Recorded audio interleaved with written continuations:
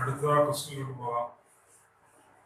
The angle of elevation of a cloud from a point system equal above a lake is 30 degree, and the angle of depression of the reflection of cloud in the lake is 60 degree. അങ്ങനെയാണെങ്കിൽ find the height of the cloud and find the distance between the cloud and the observer. The cloud and the observed points. നമുക്ക് നോക്കാം. ഇതായിരിക്കും ലേക്ക്, water level. ഇവിടെ നിന്ന് ഒരു 60 metre above ലേക്ക് എന്നാണ് പറഞ്ഞിരിക്കുന്നത്. ഏതെങ്കിലും ഒരു ബിൽഡിംഗ് എന്തെങ്കിലും ആയിരിക്കും. ഇവിടെ നിന്നുകൊണ്ട് ഒരു ക്ലൗഡിനെ നോക്കുന്നു. ക്ലൗഡിന്റെ പൊസിഷൻ അത്. നമുക്കത് ആംഗിൾ ഓഫ് എലിവേഷൻ എങ്ങനെ വരയ്ക്കാം? ഈ ഹൊറിസോണ്ടൽ ഒക്കെ വരയ്ക്കണ്ടേ? ഇതായിരിക്കും angle of elevation from this point, that is 30 degree. ഇനി പറയുന്നത് എന്താണ്? angle of depression from this point ആണ്. ഏതിലേക്ക്? angle of depression of the reflection of cloud ആണ്. ഈ ക്ലൗഡിന്റെ റിഫ്ലക്ഷൻ ഇത്രയും ഗ്യാപ്പ് മാറി താഴെ വരും. ഇതായിരിക്കും അതിന്റെ റിഫ്ലക്ഷൻ വരുന്ന ക്ലൗഡ്. ഈ ക്ലൗഡിന്റെ റിഫ്ലക്ഷൻ ഇതായിരിക്കും. ഈ ആംഗിൾ ആണ് 60 ഡിഗ്രി. നമുക്കറിയാം ഇത് 60 എന്നറിയാം. അങ്ങനെയാണെങ്കിൽ ഈ ലെങ്ത് എന്തായിരിക്കും? 60 ആയിരിക്കും. നമുക്കിത് h എന്ന് അസ്യൂം ചെയ്യാം. അപ്പൊ 60 പ്ലസ് h ആയിരിക്കും actually height of the cloud എന്ന് പറയും. ഇതാണല്ലോ ലേക്ക്, ആണല്ലോ വാട്ടർ ലെവൽ, ഗ്രൗണ്ട് ലെവൽ. ഈ നീളമാണ് കാണേണ്ടത്. അപ്പൊ 60 പ്ലസ് h കണ്ടുപിടിച്ച് കഴിഞ്ഞാൽ നമുക്ക് എന്ത് കിട്ടും? then we get the height of the cloud കിട്ടും. അപ്പൊ അതിനെ നമ്മൾ ആ സ്മോൾ h ഈ ചെറിയ ട്രയാങ്കിൾ വന്നു. പിന്നെ ഈ വലിയ ട്രയാങ്കിളിൽ നിന്ന് നമുക്ക് ഈ ഡിസ്റ്റൻസ് കണ്ടുപിടിക്കാൻ പറ്റും. അതെങ്ങനെയെന്ന് പറഞ്ഞാൽ നമുക്കറിയാം ഇവിടെ മുതൽ ഇതുവരെയുള്ള ഡിസ്റ്റൻസ് തന്നെയാണ് ഇത്. കാരണം ഇത് റിഫ്ലക്ഷൻ അല്ല. അതുകൊണ്ട് ഇതെന്താകും? 60 പ്ലസ് h ആയിരിക്കും. മനസ്സിലാകുന്നുണ്ടോ? ഇത്രയും ഡിസ്റ്റൻസ് ആയിരിക്കും. ചെയ്യുന്നതനുസരിച്ച് ഇവിടെ കുറച്ച് കുറവുണ്ട് ചെറുതായിട്ട്. ഇതേ ഡിസ്റ്റൻസ് ആയിരിക്കും ഇങ്ങോട്ട് വരും. ഇത് റിഫ്ലക്ഷൻ ആണ്. നമുക്ക് ഈ ട്രയാങ്കിൾ എടുക്കാം. tan 30 opposite side by adjacent side. ഞാൻ അവിടെ x എന്ന് കിട്ടും. അപ്പോൾ tan 30 1/√3 equals h by x. Therefore x equals h by√3 അല്ലേ? സോറി, x equals √3h എന്ന് കിട്ടും. x equals √3h ക്രോസ് ചെയ്യാൻ. ഇനി ഞാൻ tan 60 എടുക്കുന്നു.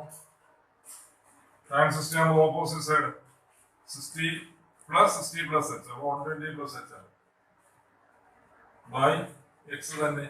tan 60 √3 അല്ലേ? 120 plus h by x. therefore x equals എന്ത് കിട്ടും? 120 പ്ലസ് h ഡിവൈഡഡ് ബൈ √3 കിട്ടും. ശരിയല്ലേ? ഇതും എക്സ് ആണ്, ഇതും എക്സ് ആണ്. രണ്ടും ഇക്വേറ്റ് ചെയ്താൽ മതി. ഇപ്പൊ എങ്ങനെ ഉണ്ടാവും?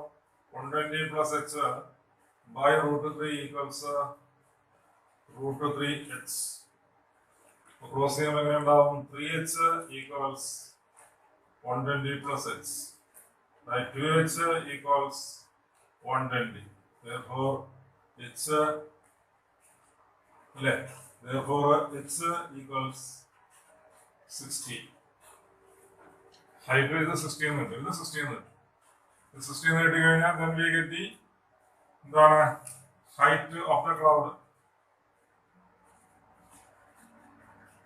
ഹൈറ്റ് ഓഫ് ദ ക്ലൗഡ് എന്തായിരിക്കും? 60 പ്ലസ് h അല്ലേ? 60 പ്ലസ് h അല്ലേ? 60 പ്ലസ് h ആകുമ്പോൾ h 60 അല്ലേ? 60 plus 60 then we get 120 meter. that is the height of the cloud. മനസ്സിലായല്ലോ? ഇനി വേണ്ട നമുക്ക് എന്താ? Distance between this observed point and the cloud.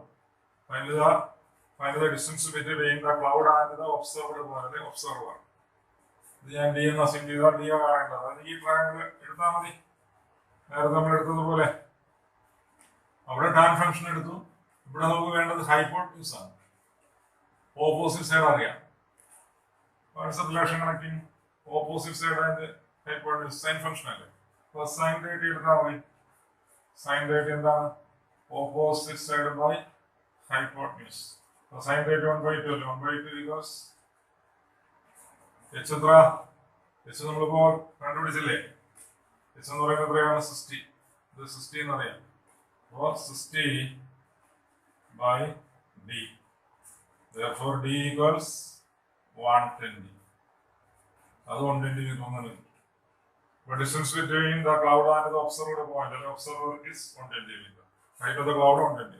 ചില സമയത്ത് ഇങ്ങനെ ഈക്വൽ ആവും എന്ന് നോക്കാം. എപ്പോഴും അത് ഈക്വൽ ആകണമെന്നില്ല. 1860 വരുമ്പോഴെല്ലാം ഈക്വൽ ആയിരിക്കും. അങ്ങനെ ഒരു റിലേഷൻ വരും. ഇത് മനസ്സിലായല്ലോ. അപ്പൊ നമുക്ക് കിട്ടിയതൊക്കെ മനസ്സിലാക്കുക. Height of the cloud. ഞാനിതിനെ റെഡ് ചെയ്യണം. ഞാൻ വേറെ ഷോർട്ട് കട്ട് പറഞ്ഞുതരാം. ഫിഗർ ഒന്നും വരയ്ക്കേണ്ട. നമുക്ക് ഷോർട്ട് ആയിട്ട് ഞാനുള്ള മെത്തേഡ് അടുത്ത് ഞാൻ പറയാൻ പോവുകയാണ്. നമുക്ക് കിട്ടിയ ആൻസർ മനസ്സിലായല്ലോ.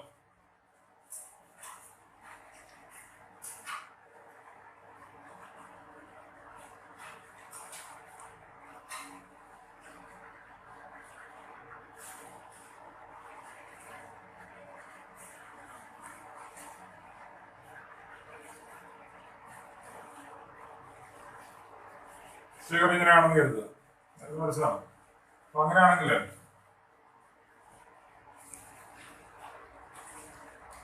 h equals h into tan alpha plus tan beta divided by tan beta minus tan alpha. ഇതാണ് ഹൈറ്റ് കണ്ടുപിടിക്കാനുള്ള ഡയറക്റ്റ് ഫോർമുല. h എന്ന് പറയുന്നത് ഇതാണ്. h നേരത്തെ നമ്മൾ തെറ്റിപ്പോകരുത്. നേരത്തെ നമ്മൾ ഇത് h എന്ന് അസ്യൂം ചെയ്തു. ഫിഗർ ഇങ്ങനെയാണെങ്കിൽ അപ്പോ h എന്ന 60 into ആൽഫ ചെറുതല്ലേ? tan beta 1/√3 1/√3 plus √3 അല്ലേ? times 60. അപ്പോൾ √3 minus 1/√3 that is equal to 60 into √3 LC എടുക്കുമ്പോൾ 4 എന്ന് വരും. √3 LC എടുക്കുമ്പോൾ 2 എന്ന് വരും. രണ്ട് ക്യാൻസൽ ചെയ്ത് പോകും. ഇത് രണ്ടുകൂടെ ക്യാൻസൽ ചെയ്യാൻ പറ്റും. then we get 120. തിരിച്ചിട്ടെങ്കിൽ ചെയ്താൽ ഞാൻ സ്റ്റെപ്പൊന്നും എഴുതിയിട്ടില്ല. അത് ആൻസർ 120 വളരെ സിമ്പിൾ ആയിട്ട് കിട്ടിയില്ലേ? നേരത്തെ നമ്മൾ പറഞ്ഞത് എന്താണ്? Height of the cloud. Height of the cloud എന്ന് പറയുന്നത് 120. Distance between cloud and observed point is 120 എന്നല്ലേ? ആ 120 വളരെ ഈസി ആയിട്ട് കിട്ടിയില്ലേ? അപ്പോൾ ഈ ഫോർമുല ഒന്ന് ബൈ ഹാർട്ട് ആക്കി കഴിഞ്ഞാൽ വളരെ ഈസി ആയിട്ട് ചെയ്യാനാണ്. ഫിഗർ പോലും വരയ്ക്കേണ്ട. അതനുസരിച്ച് ചെയ്താൽ മതി. സ്മോൾ എച്ച് ഇത് വലിയ എച്ച്. ഓക്കെ, സ്പേസ് കുറവായതുകൊണ്ട് ഞാൻ റബ് ചെയ്തതാണ്. അടുത്തതിന് നമുക്ക് ഡി കാണാം. ഡി കാണാൻ ഡയറക്റ്റ് ഫോർമുല ഉണ്ട്. 2h sec alpha divided by tan beta minus tan alpha. 2h sec alpha divided by tan beta minus tan alpha. h എന്ന് പറയുന്നത് 60. 2 into 60. cos alpha എന്താ? alpha 30 അല്ലേ? cos 30 എത്ര? sin 30 1/2. cos 30 √3/2 ആണ്. അപ്പോൾ sec 30 2/√3. tan beta √3 minus 1/√3. For 2 into 60 into 2/√3 divided by 2/√3 കിട്ടും. രണ്ട് cancel ചെയ്ത് പോകില്ലേ? then we get 120. എന്ത് സിമ്പിൾ നോക്കും. ഫോർമുല പഠിച്ച വളരെ സിമ്പിൾ ആണ്. ഫിഗർ ഒന്നും വരയ്ക്കണ്ട.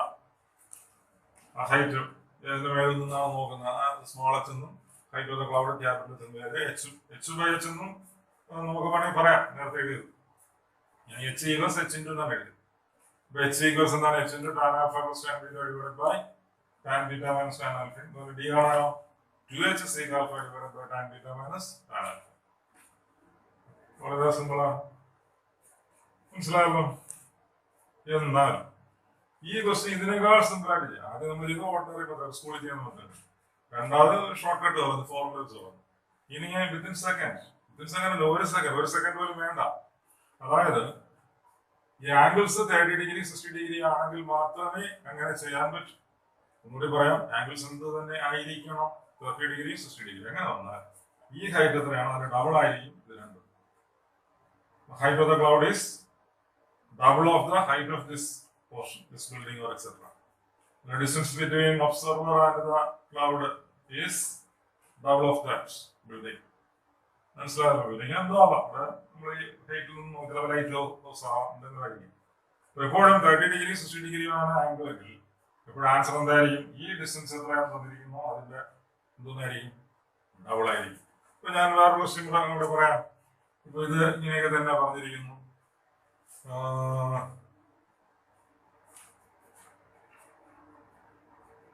ഈ 60 മീറ്റർ എന്നുള്ളത് ഞാൻ 100 മീറ്റർ എടുക്കുന്നില്ല.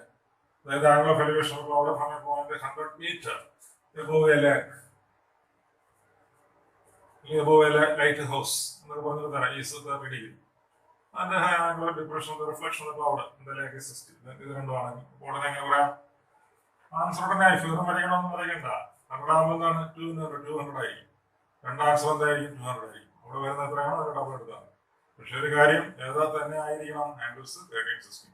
എക്സാമിനേഷൻ എങ്ങനെയൊക്കെ വരാം? 13, 45 വരാം, 45, 16 വരാം. അങ്ങനെ വരുമ്പോൾ നമ്മൾ ഇതിനെ എഴുതി തന്നെ ചെയ്യേണ്ടി വരും. അല്ലെങ്കിൽ ആദ്യം ചെയ്തതുപോലെ ഫിഗർ വരെ ചെയ്യണം, അല്ലെങ്കിൽ ഫോർമുല യൂസ് ചെയ്യാം. നമുക്ക് 3 മെത്തേഡ് പറഞ്ഞു. ആക്ച്വൽ മെത്തേഡ് ഫിഗർ വരെ ചെയ്യുന്ന, രണ്ടാമത് ഫോർമുല ബൈ യൂസിങ് ഫോർമുല, മൂന്നാമത് വളരെ സിമ്പിൾ 1 സെക്കൻഡ് പോലും വേണം. ആ തന്നിരിക്കുന്ന ഡിസ്റ്റൻസിന്റെ ഡബിൾ എടുത്താൽ ആൻസർ. ഓക്കെ, അടുത്ത ക്വസ്റ്റ്യൻ നോക്കും.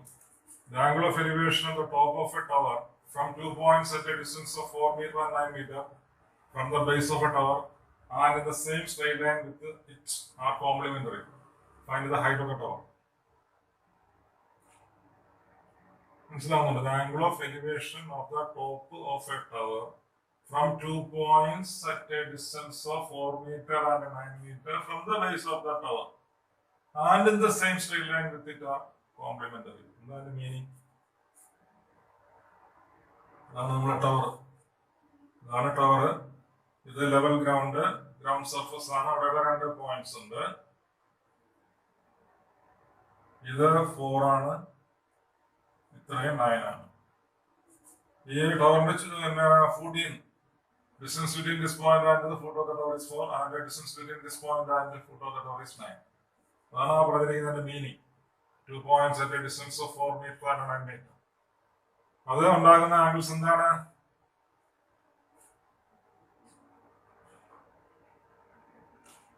ഇത് രണ്ടും കൂടി എന്താണ്? കോംപ്ലിമെന്ററി ആംഗിൾസ് ഉണ്ട്. അതാണ് complementary angles. Sum of 2 angles is 90. അങ്ങനെയാണെങ്കിൽ ഒന്ന് ആൽഫ, ഇത് ആൽഫ ആണെങ്കിൽ ഇത് എന്തായിരിക്കും? 90 മൈനസ് ആൽഫ ആയിരിക്കും. അങ്ങനെയാണ് ഹൈറ്റ് ഓഫ് ദ ടവർ എത്രയാണെന്ന് ചോദ്യം. ഇപ്പൊ നമുക്ക് height of the tower H, ഇത് എച്ച് എന്ന് പറഞ്ഞു. അതിന് 2 ട്രയാങ്കിൾസ് ഉണ്ട്. ഇത് തന്നെയാണ് നമുക്ക് എടുക്കാൻ പറ്റുക. അത് ഈ വലിയ ട്രയാങ്കിൾ എടുക്കാം.